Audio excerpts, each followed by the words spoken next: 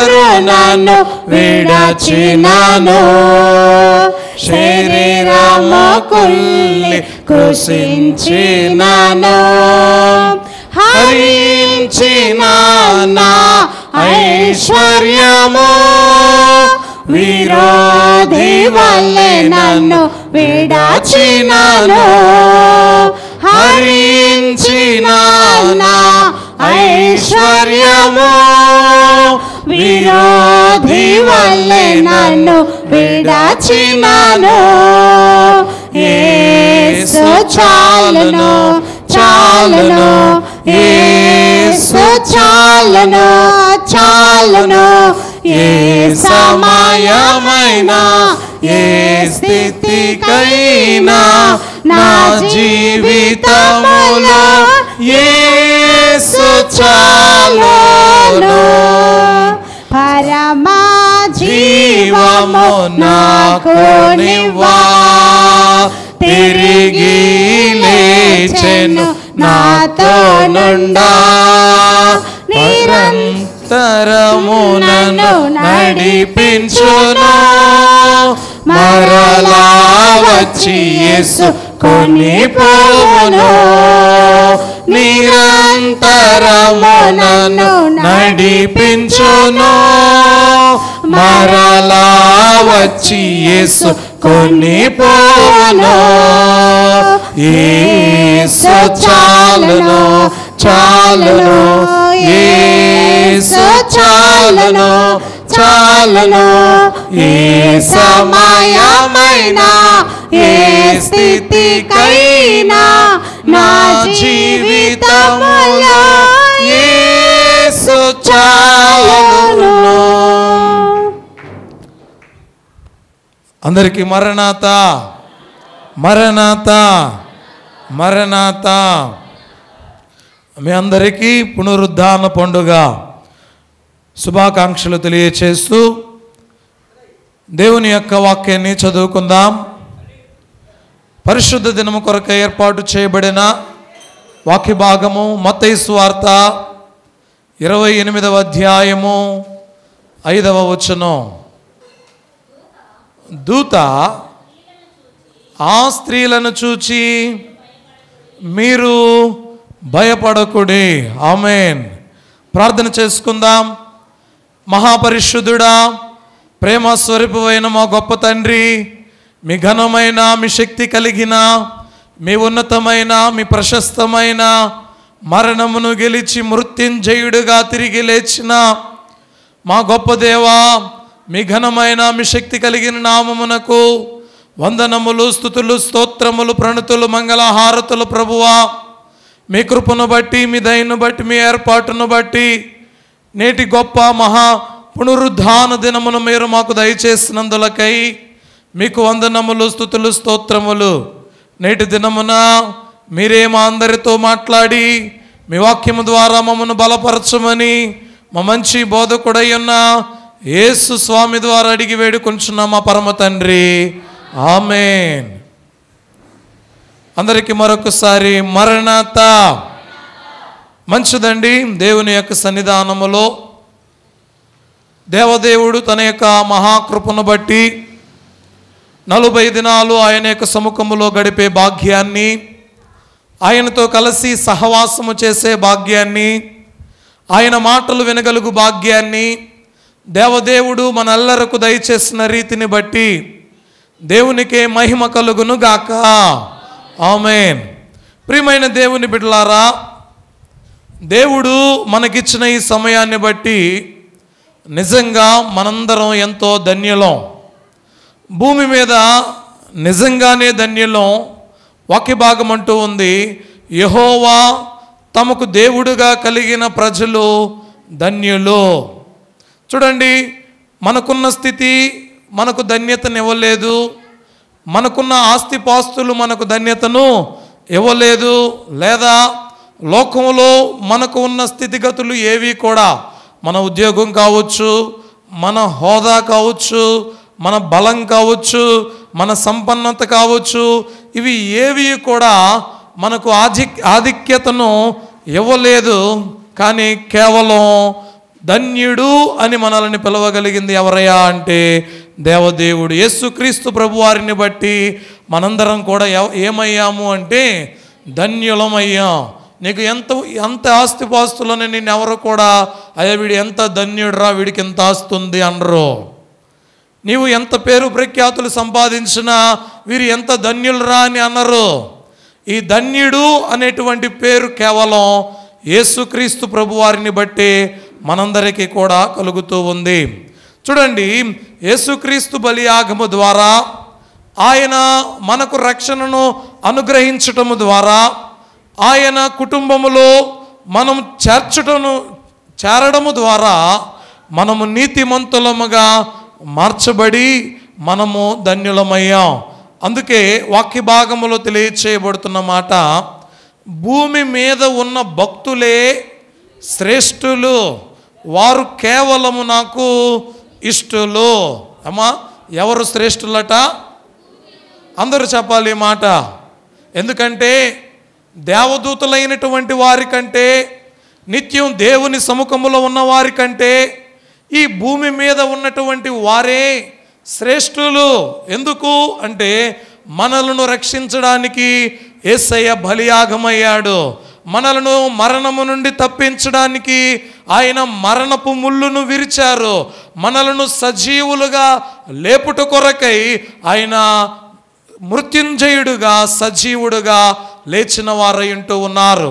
కాబట్టి ప్రియ దేవుని బిడ్డలారా, ఈ వాక్యాన్ని మనం గమనించిన వారమైతే భూమి మీద ఉన్నటువంటి మనమే శ్రేష్ఠులం. భూమి మీద ఉన్న మనమే శ్రేష్ఠులం. అందుకే వాక్య భాగములో రాయబడుతున్న మాట, మన్ను నిన్ను స్తుతించునా. ఏమండి, నేటి దినాన సజీవులముగా ఉన్నాం కాబట్టే దేవునిని స్తుతించగలుగుతూ ఉన్నాం, దేవునిని ఆరాధించగలుగుతూ ఉన్నాం, దేవుని మాటలు వినగలుగుతూ ఉన్నాం, దేవుని యొక్క సముఖములో చేరి మనం ఆయనకు విజ్ఞాపన చేస్తూ ఉన్నాం. కాబట్టి ప్రియమైన దేవుని బిడ్డలారా, దేవదేవుడు చూడండి, ఏదేను వనము నుండి మనకు ఎంత గొప్ప ధన్యతను దేవదేవుడు ఇస్తూ ఉన్నాడో అనేకమైన మాటలను మనం చూడగలం. అయితే నేటి దినాన మన యొక్క వాక్య భాగము పునరుద్ధానము అనగా, ఏమండి, పునరుద్ధానము అనగా అర్థము భయము తొలగించుట. ఏంటండి? భయము తొలగించబడుట.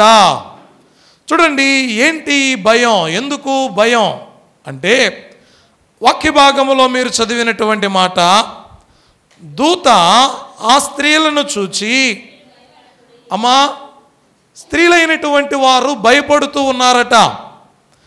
వారిని భయము ఆవరించి ఉంది. అంతేకాకుండా వారు ఆదరణ అనేది కోల్పోయి ఉన్నారు.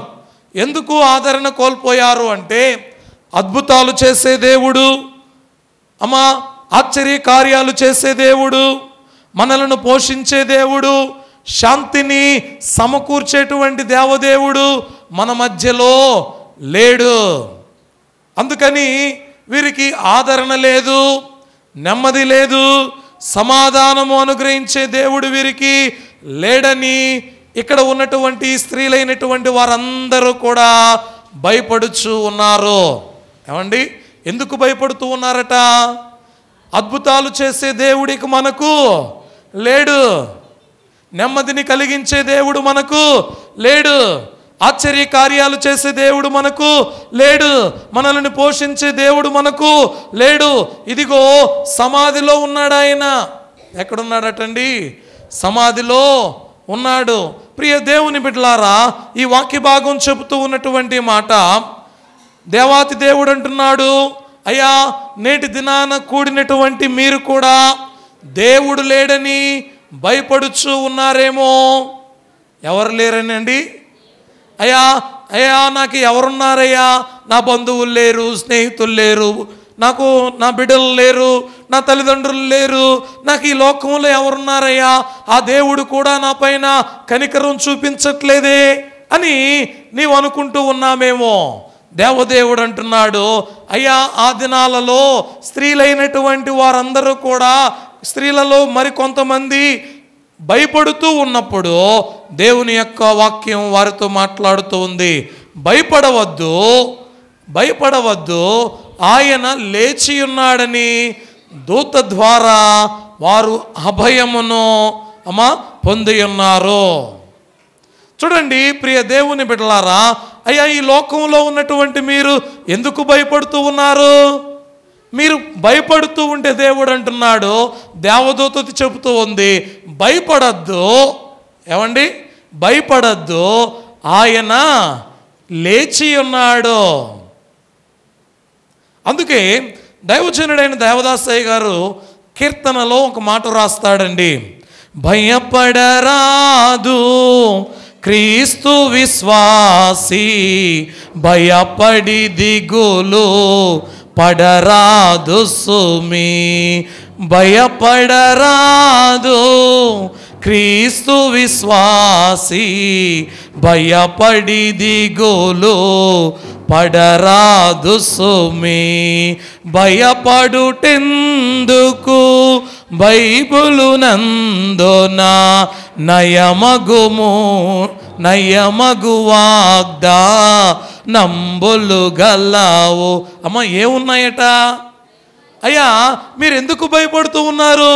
ఈ పరిశుద్ధ గ్రంథములో మీ భయాన్ని నయము చేసేటువంటి వాగ్దానాలు కలవు. ఒకటి కాదు, రెండు కాదు, ఈ 365 రోజులకి 365 వాగ్దానాలు ఇందులో ఉన్నాయి. వాక్య భాగములో వ్రాయబడుతున్నటువంటి మాట చూడండి, ఆనాడు స్త్రీలైనటువంటి వారు యేసు లేడేమో, యేసు ఎక్కడికి వెళ్ళిపోయాడో, యేసును ఎవరో ఎత్తికెళ్ళిపోయారో, సమాధి తెరవబడి ఉంది అని చూసి భయపడుతూ ఉంటే దూత వచ్చి చెబుతూ ఉంది, ఏమనో తెలుసా? భయపడొద్దు, ఆయన చెప్పినట్లే లేచి ఉన్నాడు. చూడండి ప్రకటన గ్రంథములో ఒక మాట వ్రాయబడి ఉంది, 1వ అధ్యాయము 17-18 వచనాలు.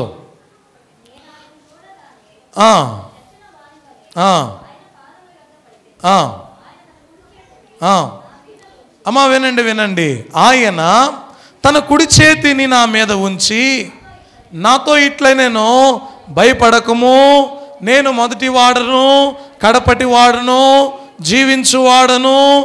అయ్యా ఇదిగో నేను మొదటి వాడను నేనే, కడపటి వాడను నేనే, జీవించువాడను నేనే, అంతేకాదు మృతుడనైతిని కానీ, ఏమండి? మృతుడనైతిని కానీ ఇదిగో యుగ యుగములు సజీవుడనై ఉన్నాను, మరియు మరణము యొక్కయు పాతాళ లోకము యొక్కయు తాళపు చెవులు నా స్వాధీనములో ఉన్నవి. హల్లెలూయా. ప్రియ దేవుని బిడ్డలారా, వాక్య భాగం చెబుతూ ఉన్నటువంటి మాట, ఆయన తన కుడి చేతిని నా మీద ఉంచి, ఎందుకంటే భయపడుతూ ఉన్నటువంటి నన్ను చూసి, భయపడుతూ ఉన్నటువంటి నా దగ్గరికి వచ్చి, నెమ్మది లేనటువంటి నా దగ్గరికి వచ్చి, ఆదరణ లేనటువంటి నా దగ్గరికి వచ్చి తన కుడి చేతిని నా మీద ఉంచి ఆయన అంటున్నాడు, భయపడకము, నేనెవరినో తెలుసా? మొదటి వాడను, కడపటి వాడను, జీవించువాడను, మృతుడనైతిని గాని ఇదిగో యుగ యుగములు సజీవుడనై ఉన్నాను. ప్రియ దేవుని బిడ్డలారా, నేటి దినాన దేవదేవుడు ఈ పునరుద్ధానాన్ని గురించి మనతో మాట్లాడుతూ ఉన్నాడు. నేటి దినాన యేసుక్రీస్తు ప్రభు వారిని మనం స్మరించుకుంటూ ఉన్నామంటే, ధ్యానించుకుంటూ ఉన్నామంటే, ఆయన మార్గములో నడుస్తూ ఉన్నామంటే కారణము ఏంటో తెలుసా? ఆయన మృత్యుంజయుడు. ఆయన ఎవరండి? మృత్యుంజయుడు. ఆయన మరణపు ముళ్ళును విరిచినటువంటి దేవుడు, ఆయన సజీవుడు. వాక్య భాగములో చెప్పబడుతూ ఉన్నటువంటి మాట, ఈ లోకంలో ఉన్నటువంటి వారు ఎందరో అయ్యా నేను మరణించి మరలా తిరిగి లేస్తానని చెప్పినటువంటి వారు ఎందరో ఉన్నప్పటికీ వారి సమాధులు నేటికి కూడా అలానే ఉన్నాయి. కానీ ఈ సర్వభూ ప్రపంచము మీద ఒక్క సమాధి ఖాళీగా ఉంది. అదే నీవు నేను ఆరాధిస్తూ ఉన్న ప్రభు అయిన యేసుక్రీస్తు ప్రభు వారి యొక్క సమాధి. దేవుని యొక్క వాక్యం చెబుతూ ఉన్నటువంటి మాట, మీరు ఎందుకు సజీవుడైన దేవునిని మృతులలో ఎందుకు వెతుకుతూ ఉన్నారు? ఎక్కడ వెతుకుతూ ఉన్నారటండి? సమాధిలో ఎందుకు వెతుకుతూ ఉన్నారు? ఆయన సమాధిలో లేడు. చూడండి వాక్య భాగములో రాయబడుతూ ఉన్నటువంటి మాట, మనం దేని నిమిత్తమైతే భయపడుతూ ఉన్నామో దేవదేవుడు అంటూ ఉన్నాడు, ఆయన నీ భుజము మీదండి. ఎక్కడట? ఆ మాట చదివారు, ఎంత చక్కగా ఉందో చూడండి. ఆయన తన కుడి చేతిని నా మీద ఉంచి, ఎక్కడ ఉంచాడండి? నా మీద ఉంచి ఆయన నాతో ఇట్లంటూ ఉన్నాడు. నేను ఎందుకు భయపడుతూ ఉన్నానో, దేని విషయంలో భయపడుతూ ఉన్నానో, ఎవరి నిమిత్తం భయపడుతూ ఉన్నానో, వీటన్నిటిని గురించి ఎరిగిన దేవుడు నాతో అంటూ ఉన్నాడు, భయపడొద్దు అంటున్నాడు. ఎందుకంటే నేను సజీవుడును అంటూ ఉన్నాడు. వాక్య భాగాలలో మనం చూస్తే చూడండి, అదే 1వ అధ్యాయము 8వ వచనాన్ని మనం చూస్తే, అల్ఫాయు ఒమేగాయు నేనే, వర్తమాన భూత భవిష్యత్ కాలములలో ఉండువాడను నేనే అని సర్వాధికారియు దేవుడునగు ప్రభువు సెలవిచ్చుచున్నాడు. హల్లెలూయా, హల్లెలూయా, హల్లెలూయా. అమ్మా, దేవదేవుడు అంటున్నాడు ఏమనో తెలుసా? అల్ఫాయు ఒమేగాయు నేనే. ఎవరటండి ఆయన? అల్ఫా ఒమేగా ఆయనే, ఆది అంతము ఆయనే.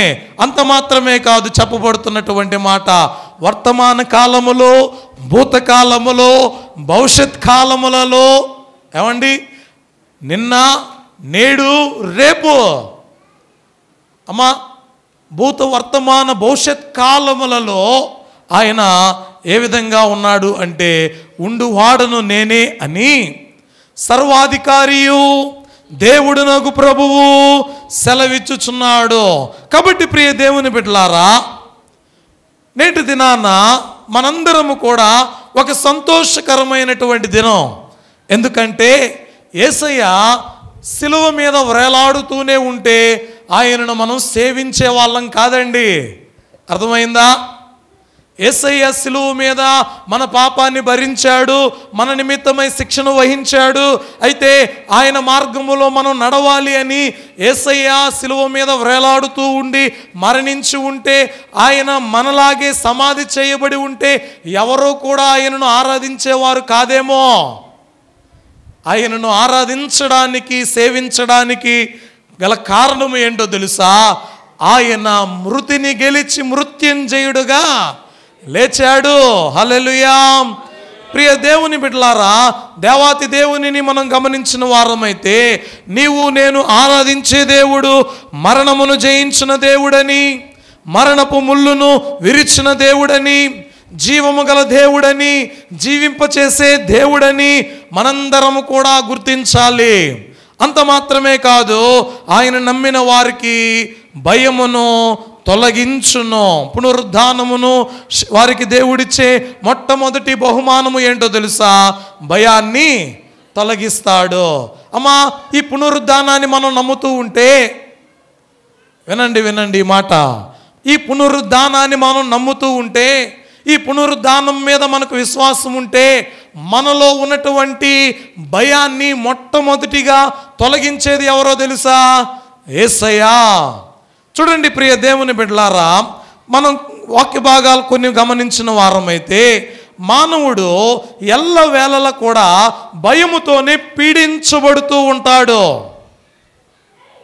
ఏమండి, ఎలాగంటే ఒక భక్తుడి కీర్తనలో రాస్తాడండి, భయము చెందకు భక్తుడా, ఈ మాయాలోకపు ఛాయాలు చూచినప్పుడు.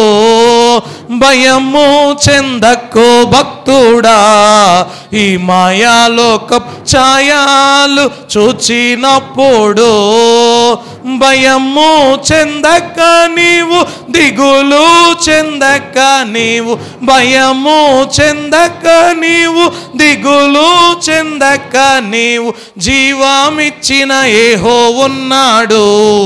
ఓ భక్తోడా, ప్రాణం పెట్టిన యేసయ్యున్నాడు.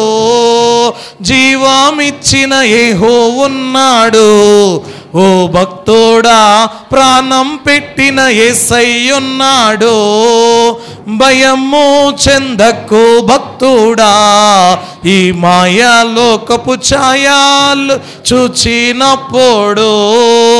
ఏమండి, భయం ఎందుకు? రేపేం జరుగుతుందో అని భయం. అంటే మన భవిష్యత్తు మీద మనకు భయం కలుగుతూ ఉంటుంది.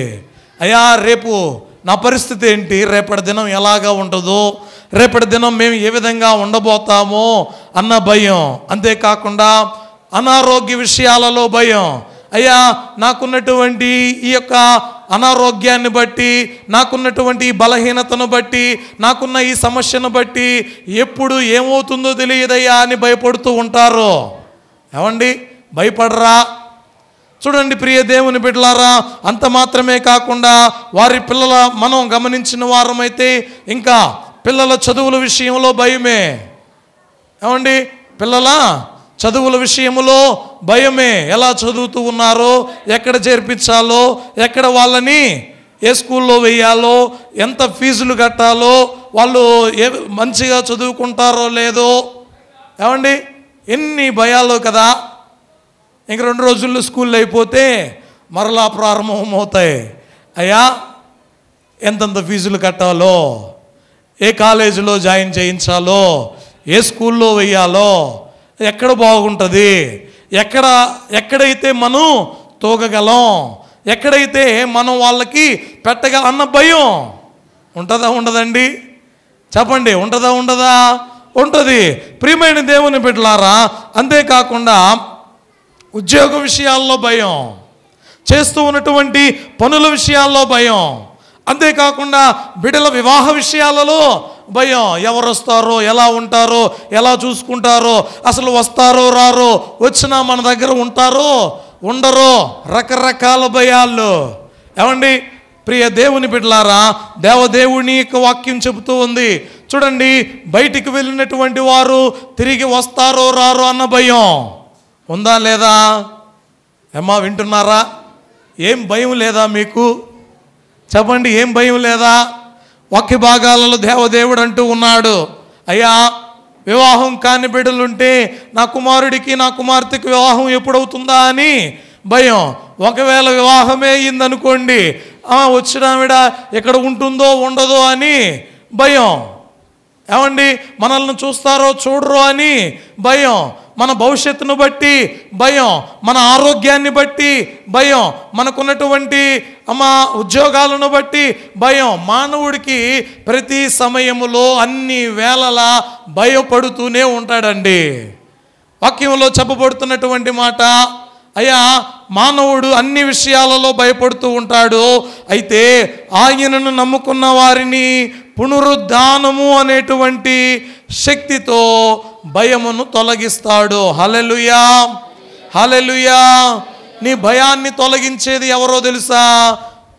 ఈ పునరుద్ధానమును కలిగిన యేసుక్రీస్తు ప్రభువారే మనకున్న ఈ భయాన్ని తొలగిస్తాడు. ప్రియమైన దేవుని బిడ్డలారా, వాక్య భాగాలలో మనం గమనించిన వారమైతే దేవదేవుడు అంటూ ఉన్నాడండి. గమనించండి, వాక్య భాగాలలో ఇంతకుముందు మనం చదువుకున్నాం. అలసిపోని విశ్వాస తేజం ఎవరయ్యా అంటే మగ్దలేన మరియా.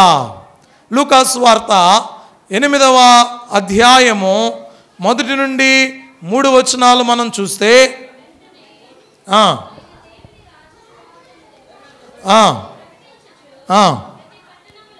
ప్రతి పట్టణములోను ప్రతి గ్రామములోను సంచారము చేయుచుండగా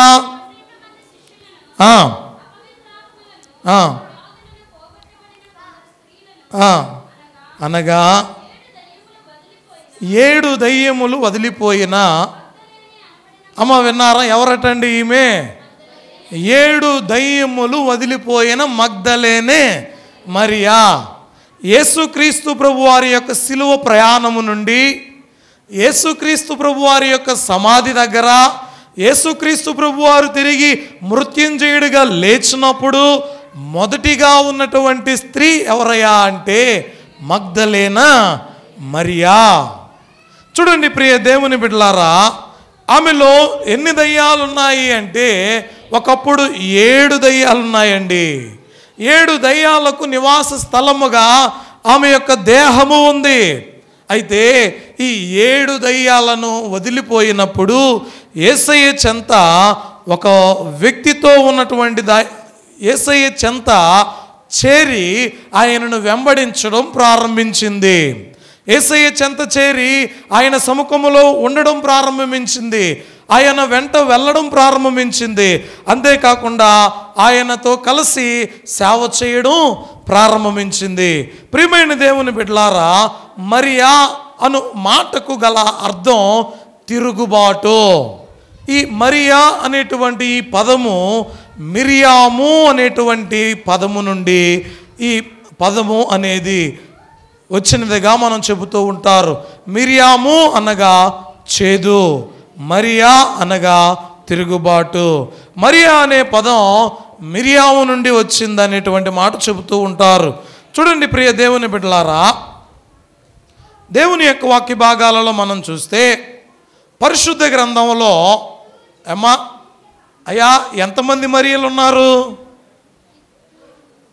అమ్మా ఎంతమంది ఉన్నారండి? ఎవరెవరు చెప్పండి ఒకసారి.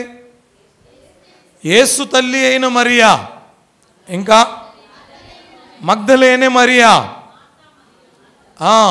బేతనియా మరియా, ఇంకా అమ్మా చెప్పాలి. ఇంకా పరిశుద్ధ గ్రంథంలో 7 మరియలు ఉన్నారండి. క్రొత్త నిబంధనలో 7 మరియలు మనకు కనబడతారు. 3 పేర్లు చెప్పారు.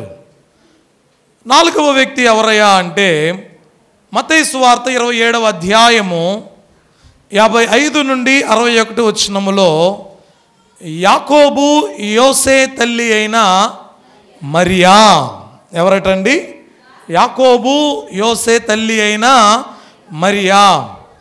యోహాను సువార్త 19వ అధ్యాయము 25వ వచనములో క్లోఫా భార్య అయిన మరియా. ఎవరటండి? క్లోఫా భార్య అయిన మరియా.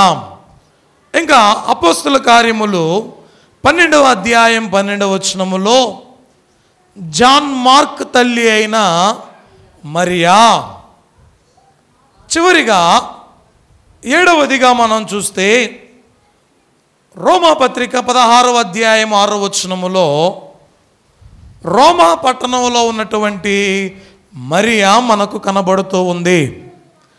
ప్రియ దేవుని బిడ్డలారా, క్రైస్తవ జీవితములో ఈ మగ్దలేనే మరియా చాలా కీలకమైనటువంటి పాత్ర. ఏంటి అంటే ఈమె జీవితం మనకు ఎన్నెన్నో పాఠాలు నేర్పిస్తూ ఉంది. సహజంగా ఈమె స్త్రీయే కదండి, ఈమె స్త్రీయే కదా, ఈమె ఏం పాఠాలు నేర్పుతుంది అనుకుంటే ఈమె యొక్క భక్తి విధానము, ఈమె జీవించిన జీవన విధానము, ఈమె ప్రభువుతో నడిచిన విధానము, ఇవన్నీ కూడా మనకు ఎన్నెన్నో పాఠాలు నేర్పుతూ ఉంటాయి. చూడండి, ఒకప్పుడు మగ్దలేనే మరియను చూసి భయపడుతూ ఉన్నటువంటి వారందరూ కూడా నేటి దినాన ఈ మగ్దలేనే మరి ఎక్కడ ఉందో అక్కడికి వెళ్ళి కూర్చొని ఆమె చెప్పే మాటలు వింటూ ఉన్నారు. ఆమెను చూసి భయపడుతూ ఉన్నటువంటి వారి భయాన్ని తొలగించింది ఎవరో తెలుసా అమ్మా? సజీవుడైన యేసయ్య. సజీవుడైన యేసయ్య. పునరుద్ధానము అంటే భయమును తొలగించేది. చెప్పండి, భయమును తొలగించేది. వాక్య భాగాలలో ఇంకొంచెం ముందుకు వెళ్దాం. పునరుద్ధానము అనగా అర్థము ఏంటి అంటే ఆరాధన. ఏంటండి? ఆరాధన. చూడండి, మత్తయి సువార్త 28వ అధ్యాయము, మత్తయి సువార్త 28వ అధ్యాయము 9-10 వచనాలు మనం చదివితే, యేసు వారిని ఎదుర్కొని శుభమని చెప్పాను. వారు ఆయన యొద్దకు వచ్చి ఆయన పాదములు పట్టుకుని ఆయనను మ్రొక్కగా. అమ్మా, వాక్య భాగాలలో మనం గమనించిన వారమైతే యేసు వారిని ఎదుర్కొని వచ్చి మీకు శుభమని చెప్పాను. వారు ఆయన యొద్దకు వచ్చి ఆయన పాదములను పట్టుకుని ఆయనను మ్రొక్కగా. యేసు మార్గములో వారిని కలుసుకుని వారితో శుభమని తెలియచేస్తూ ఉన్నాడు. యేసు ప్రేమను ఆదరణను పొందగలిగినారు. దూతలు చెప్పిన మాటలు విన్నారు. దేవుని కుమారుడని వారందరూ కూడా తెలుసుకున్నారు. ఖాళీ సమాధిని చూశారండి. మరణమును జయించి తిరిగి లేచిన యేసును వారు చూచారు. అంతేకాకుండా ఇక మిగిలిందల్లా ఒకటే, అది ఆయన పాదములను పట్టుకొని మ్రొక్కడమే. కొంచెం జాగ్రత్తగా ఆలోచన చేయండి. ఏంటి అంటే, శిష్యులైనటువంటి వారందరూ కూడా చేరి ఒక గదిలో ఉన్నప్పుడు మగ్దలేనే మరియా అక్కడికి వచ్చి, నేను యేసుని, అమ్మా ఏమంటుందండి? అందరూ చెప్పండి. నేను ఎవరిని చూశాను? నేను యేసుని చూచాను. ఆయన మనందరినీ కూడా ఎక్కడికి రమ్మంటున్నాడు? గలిలయ దగ్గరికి ఆయన మనలను రమ్మంటున్నాడు అన్నప్పుడు ఈ మాట ఎలా నమ్మాలి? ఏమండి మీరు చెప్పండి, ఈ మాటను ఎలాగ నమ్మాలి? అక్కడ ఈ సమాధికి రాయిని పొర్లించి ఉన్నారు. ఈ సమాధికి గొలుసులతో బంధించి ఉన్నారు. ఈ సమాధిని సైనికులైనటువంటి వారు కావలి కాస్తూ ఉన్నారు. ఈ సమాధికి రాజముద్ర అనేది వేయబడి ఉంది. ఇప్పుడు ఇన్ని ఉన్నటువంటి ఈ విధానాన్ని చూసి అందరూ కూడా యేసుక్రీస్తు ప్రభువారు ఎప్పుడైతే సమాధి చేయబడ్డాడో, ఆయన సిలువ వేయబడ్డాడో అందరూ కూడా చల్లా చెదిరైపోయారు. శుక్రవారం నాడు ఎవరూ కూడా లేరండి. ఎవరైనా ఉన్నారా? శిష్యులైనటువంటి వారు ఎవరైనా ఉన్నారా? యోహాను గారు తప్ప ఏ శిష్యుడును లేడు. యోహాను గారు తప్ప ఏ శిష్యుడును లేడు. కానీ ప్రియ దేవుని బిడ్డలారా, వాక్య భాగాలలో చెప్పబడుతూ ఉన్నటువంటి మాట, ఇక్కడ ఎవరున్నారయ్యా అంటే ఎక్కడ? ఏమండి కొంచెం జాగ్రత్తగా ఆలకించండి. శనివారం దినాన అందరూ కూడుకొని ఎక్కడ ఉన్నారు అంటే ఒక మేడగదిలో కూడుకొని ఉన్నారు. ఒక మేడగదిలో వారందరూ కూడా కూడుకొని ఉన్నారు. ఆ టైంలో చూడండి, మగ్దలేనే మరియా మరి కొంతమంది స్త్రీలైనటువంటి వారు యేసుక్రీస్తు ప్రభు వారి సమాధి దగ్గరికి వెళ్ళారు. వెళ్ళినటువంటి ఈ మరియా, యేసుని చూసిన ఈ మరియా ఇప్పుడు పరిగెత్తుకుని వచ్చి చెబుతూ ఉంటే శిష్యులైనటువంటి వారు ఆ మాట వింటారా? చెప్పండి. ఏమండి, శిష్యులైనటువంటి వారు ఆ మాట వింటారా? చెప్పండి, వింటారా వినరా? ఈ మరియా ఈ మరియా ఏం చేసింది?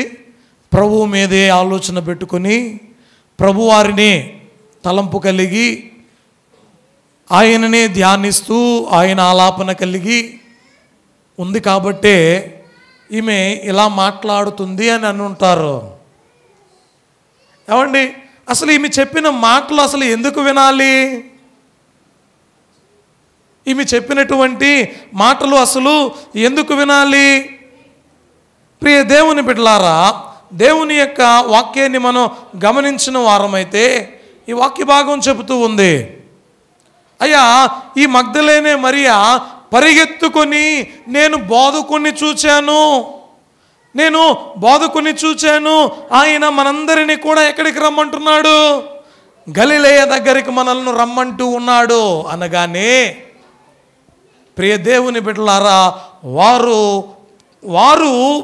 వారు ఆ మాట విని ఎక్కడికి వెళుతూ ఉన్నారో తెలుసా? పయనిస్తూ వెళుతూ ఉన్నప్పుడు జరిగినది ఏంటి అంటే, యేసు వారిని ఎదుర్కొని మీకు శుభమని చెప్పాను. వారు ఆయన యొద్దకు వచ్చి ఆయన పాదములను పట్టుకొని ఆయనకు మ్రొక్కగా. చూడండి ప్రియ దేవుని బిడ్డలారా, వాక్య భాగములో చెప్పబడుతూ ఉన్నటువంటి మాట, ఖాళీ సమాధిని చూసినటువంటి వారు పరిగెత్తుకుని ప్రభు చెప్పినటువంటి చోటికి వారు వెళుతూ ఉన్నప్పుడు మార్గములోనే ప్రభు వారిని ఎదుర్కొని మీకు శుభం కలుగునుగాక అంటున్నాడండి. చూడండి, వాక్య భాగాన్ని మనం గమనిస్తే దేవదేవుడు తెలియచేస్తూ ఉన్నాడు, మరణమును జయించి తిరిగి లేచినటువంటి యేసును చూసిన వారు ఇక మిగిలిందల్లా ఒకటే, ఆయన పాదములను పట్టుకుని ఆయనను వారు ఆరాధించే పని. చూడండి, ప్రతి ఆదివారం పునరుద్ధాన దినముగా ఉండవలెను. ప్రతి పునరుద్ధాన దినము ఆరాధన దినముగా ఉండాలి. దేవదేవుడు చెబుతూ ఉన్నాడు, ఆదివార దినమును ఆరాధన దినముగా ప్రకటించుట మాత్రమే కాకుండా, ఏమండి, ఆదివార దినమును ఆరాధన దినముగా ప్రకటించడం మాత్రమే కాకుండా సెలవు దినముగా కూడా దానిని ప్రకటించాలంటండి. ఇది దేవునికి విశ్రాంతి దినం. చూడండి ప్రియ దేవుని బిడ్డలారా, వెలుగు కలుగునుగాక అని పలికిన దినం ఆదివారం. రెండవదిగా యేసుక్రీస్తు ప్రభువారు మరణాన్ని గెలిచి మృత్యుంజయుడిగా లేచిన దినం ఆదివారం. పరిశుద్ధాత్మదేవుడు ఈ భూమి మీదకి వచ్చినటువంటి దినం పెంతుకోస్తు పండుగ దినం ఆదివారం. తండ్రి, కుమారులు, పరిశుద్ధాత్మ ఏకముగా ఉన్నటువంటి దినము ఈ పునరుద్ధాన దినం. ఒక్క ఆదివారం ఆరాధనను మానివేస్తేనటండి, ఏమండి, ఆ వారమంతా పాతాళలోక శక్తులు మనల్ని ఇబ్బంది పెడుతూనే ఉంటాయట. చూడండి, దేవుని యొక్క వాక్య భాగం చెబుతూ ఉన్నటువంటి మాట, ఈ పునరుద్ధానము అనగా భయమును తొలగించడం, పునరుద్ధానము అనగా ఆరాధన జరిగించే దినం. అంతేకాకుండా పునరుద్ధానము అనగా నిరీక్షణ. ఏమండి, పునరుద్ధానము అనగా ఏంటి? అందరూ చెప్పాలండి, చెప్పట్లా అమ్మా. 3 విషయాలు. మొదటిది, పునరుద్ధానము అనగా భయము తొలగించబడడం. పునరుద్ధానము అనగా దేవునిని ఆరాధించడం. పునరుద్ధానము అనగా నిరీక్షణ కలిగి ఉండడం. చూడండి ప్రియ దేవుని బిడ్డలారా, 28వ అధ్యాయం 10వ వచనం, యేసు, భయపడకుడి, మీరు వెళ్ళి నా సహోదరులు గలిలయకు వెళ్ళవలననియు వారక్కడ నన్ను చూతురనియు వారికి తెలియబడెను.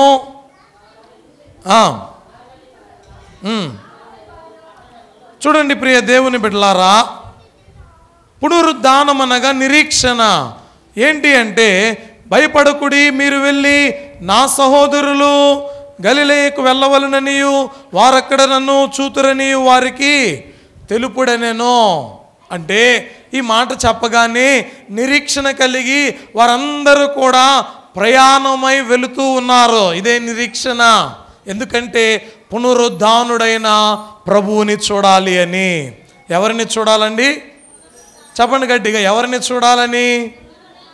గట్టిగా చెప్పట్లా. పునరుద్ధానుడైన యేసయ్యను చూడాలని వారందరూ నిరీక్షణ కలిగి బయలుదేరి గలిలయకు వెళుతూ ఉన్నారు. నేటి దినాన అమ్మా, ఈ పునరుద్ధాన దినాన యేసయ్యను చూడాలని, యేసయ్య రాకడకు నిరీక్షణ కలిగిన వారముగా మనం ఉండాలని, యేసయ్య మాటలు వినాలని వచ్చిన వారం ఎంతమంది?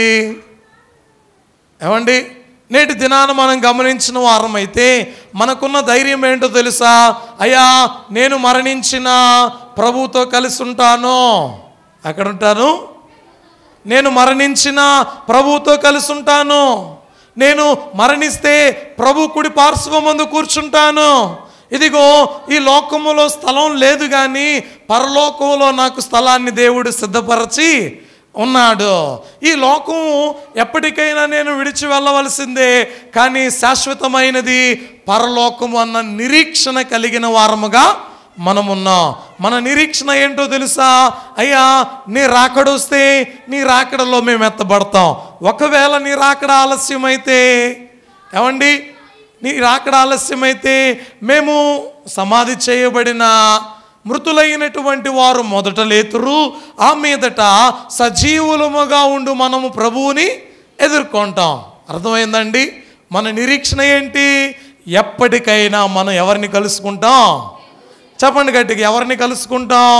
ప్రభువుని కలుసుకుంటాం. ఇదే మన నిరీక్షణ. అయ్యా, నేను సజీవుడిగా ఉన్నప్పుడు ఈ క్షణము ఈ గడియ దేవుని రాకడైతే నేను ఎత్తబడుతా. ఒకవేళ రాకడ ఆలస్యమైతే ప్రభు వచ్చే సమయంలో మొదట లేపబడేది ఎవరో తెలుసా? నేనే అన్న నిరీక్షణ కలిగిన వారముగా ఉండాలి. ప్రియమైన దేవుని బిడ్డలారా, 3 విషయాలు జ్ఞాపకం పెట్టుకోండి. అయ్యా, పునరుద్ధానము అంటే నీ భయాన్ని తొలగించేది. పునరుద్ధానము అంటే దేవునిని ఆరాధించేటువంటి దినము, దేవుని పాదములను పట్టుకుని ఆయనను మ్రొక్కే దినము. పునరుద్ధానము అంటే నిరీక్షణ కలిగి దేవుని కొరకు ఎదురు చూచే దినము. కాబట్టి ప్రియ దేవుని బిడ్డలారా, నేటి దినాన చేరిన మనందరం కూడా ప్రభు యొక్క సన్నిధానములో వారు ఏ విధముగా యేసయ్య చెప్పినటువంటి మాటలు విని, యేసయ్య చెప్పినటువంటి మాటలను ఆలకించి, అయ్యా ఆ వధకుడు 3వ దినమున తిరిగి లేస్తానని చెప్పాడు. కాబట్టి సమాధికి ఏం కట్టండి? గొలుసులను కట్టండి. సమాధికి రాజ్యముద్రను వేయించండి. సమాధి దగ్గర కావలి వారిని పెట్టండి అని చెప్పారు. ప్రియ దేవుని బిడ్డలారా, ఆ దినాలలో యేసయ్య తిరిగి లేచాడు, సమాధి ఖాళీ చేయబడింది అంటే అక్కడ ఉన్నటువంటి వారు అన్నారట, ఏమోనో తెలుసా, యేసయ్యను ఎవరో శిష్యులైనటువంటి వారే ఎత్తుకెళ్ళారు అన్నారట. ప్రియ దేవుని బిడ్డలారా, నేటి దినాన వాక్య భాగం మనందరితో మాట్లాడుతూ ఉంది. నీలో ఏ భయం ఉన్నా కూడా, అమ్మా సజీవుడైన దేవుడున్నాడండి, భయపడొద్దు అంటున్నాడు. నీలో ఏ భయం ఉన్నా, మృతిని గెలిచి మృత్యుంజయుడిగా లేచిన దేవుడున్నాడు, భయపడొద్దు అంటున్నాడు. నీలో ఏ భయం ఉన్నా, దేని కొరకు నీవు భయపడుతూ ఉన్నా, నువ్వు ఒకటే, అయ్యా మృతిని గెలిచి మరణాన్ని గెలిచి లేచినటువంటి దేవుడున్నాడు, మరి నేను దేనికి భయపడాలి అన్న ఆలోచన కలిగి ప్రభు వైపు చూచే వారముగా మనం ఉండాలి. కాబట్టి ప్రియ దేవుని బిడ్డలారా, ప్రభు యొక్క సన్నిధానములో చేరిన మనందరం కూడా, ప్రభువా నీ యొక్క సముఖములో నిన్ను ఆరాధించే వారముగా, నిన్ను స్తుతించే వారముగా, నీ మాటలు వినే వారముగా ఉన్న మేమందరం ఈ లోకంలో దేనికి భయపడకూడదయ్యా. అందుకే దైవజనుడైన దేవదాసయ్య గారు అంటారు, ధైర్యముగా ఉండు విశ్వాసి, నీవు ధైర్యంగా ఉండు. ఏమండి, ఎలా ఉండాలట? నీవు ధైర్యంగా ఉండు. చూడండి, అయ్యగారి కీర్తనలో కూడా జనాలందరూ భయపడుతూ ఉంటే, ఏమండి అపవాది వీరిని ఎలా భయపెట్టాలి అన్న ఆలోచన కలిగి ఉంటే, ఏమండి అందరూ భయపడుతూ ఉన్నారు. అపవాది అన్నీ చేస్తూ ఉంది. యేసుక్రీస్తు ప్రభు వారికి నేను పకడ్బందీగా ఎన్ని పనులు చేశాను, ఆయన ఎలాగా లేస్తాడు, ఆయన సమాధిలో ఉన్నాడు అంటే ఆయన పాతాళమునకు వెళ్ళి పరదైసు అనేటువంటి చెరగా కొనిపోయిన వారుగా ఉంటూ ఉన్నారు. చూడండి ప్రియ దేవుని బిడ్డలారా, అయ్యగారు కీర్తనలు అంటాడు కదా, ఏమాయేనో అపవాది యత్నాలు, ఏమాయేనో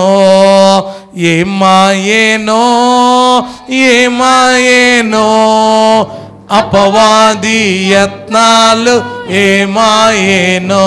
ఏమండి, ఏమైపోయాయి అపవాది యత్నాలన్నీ? హవ్వమ్మనైతే నువ్వు మోసపుచ్చావు, యేసయ్యని మోసపుచ్చగలవా? చెప్పండి అమ్మా.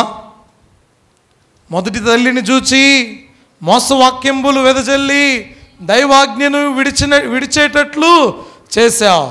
ఆ తర్వాత వచ్చినటువంటి వారందరూ కూడా వారి పాపాలన్నీ పెరగంగా ఎదిగి ఎన్నెన్నో విధములుగా వారు వ్యాపించారట. వ్యాపించి ఉన్నప్పుడు వదిలించుటకు దైవ వ్యక్తి అయిన యేసు పదమై రాగా మోక్ష పదమును తప్పించి తొదకు పాపములోకి త్రోయ చూచిన దుష్ట. ఏమండి, అపవాది యేసయ్యను ఎలాగైనా పాపం చేయించాలని ఎన్నెన్నో ప్రయత్నాలు చేయించింది. కానీ మనుష్య కుమారుడిగా ఈ లోకానికి వచ్చినప్పుడు అపవాది ఆయనను ఏం చేయించలేకపోయింది? పాపాన్ని చేయించలేకపోయింది. అందుకే అయ్యగారు కీర్తనలో రాస్తారు, మొదటి తల్లిని చూచి మోసవాక్యంబోలు వెదజల్లి దైవాజ్ఞ విడచూనట్లు చేయ పిదప వచ్చిన వారు పెరగంగా పాపాలు ఎదిగి ఎన్నెన్నీయో విధములై వ్యాపింప వదలించుటకు దైవ వ్యక్తి అయిన యేసు పదమై రాగా మోక్ష పదమును తప్పించి తుదకు పాపములోకి త్రోయజూచిన దుష్ట వదకుడు పన్నిన వరుస ప్రయత్నాలు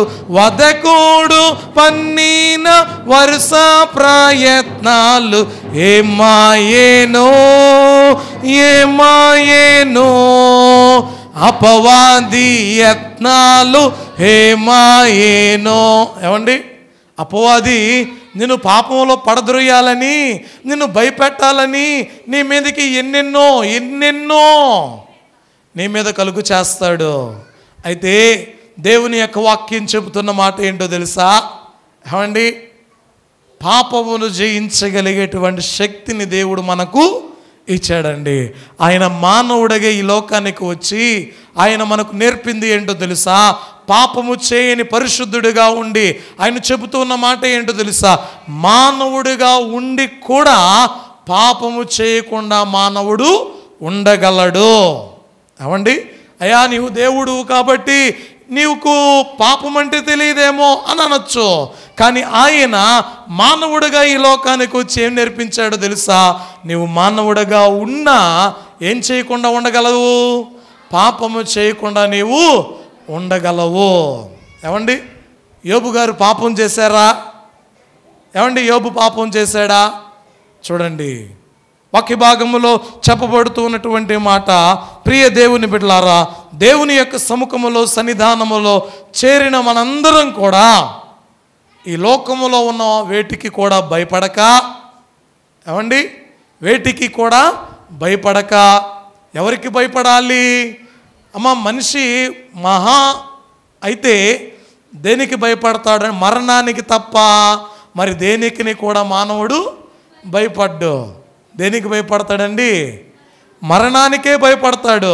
కానీ ఈ మరణపు ముళ్ళును విరిచినటువంటి దేవునికి మనందరం కూడా భయపడాలి. అలాగున ప్రభు వైపు చూస్తూ, ప్రభువుకి భయపడుతూ, ప్రభు యొక్క సన్నిధానములో భయభక్తులు కలిగిన వారముగా, సజీవులముగా, అంతేకాకుండా ఆయన నామాన్ని మహిమపరిచే వారముగా, నిరీక్షణ కలిగిన వారముగా, ఆయనను ఆరాధించే వారముగా ఉండు భాగ్యం దేవదేవుడు మనందరికీ దయచేయును గాక. ఆమేన్. ప్రార్థన చేసుకుందాం. పరిశుద్ధుడా, ప్రేమస్వరూపుడైన మా యేసయ్య, మీ ఘనమైన మీ శక్తి కలిగిన నామమును కొందనాలు ప్రభువా. మీ వాక్యము ద్వారా మీరు మాతో మాట్లాడారు, అందును బట్టి నీకు వందనాలు దేవా. మేమందరము కూడా లోకమునకు భయపడక, లోకములో ఉన్న వాటిని ఆరాధించక, లోకములో ఉన్న వాటి కొరకు నిరీక్షణ కలిగిన వారముగా మేము ఉండక, దేవా మీ యందు భయభక్తులు కలిగిన వారముగా, మీ యందు నాయనా మిమ్మల్ని ఆరాధించే వారముగా, మీ యందు నిరీక్షణ కలిగిన వారముగా ఉండు భాగ్యము దయచేయమని యేసు నామమున అడిగి వేడుకొనుచున్నాము తండ్రి. ఆమేన్.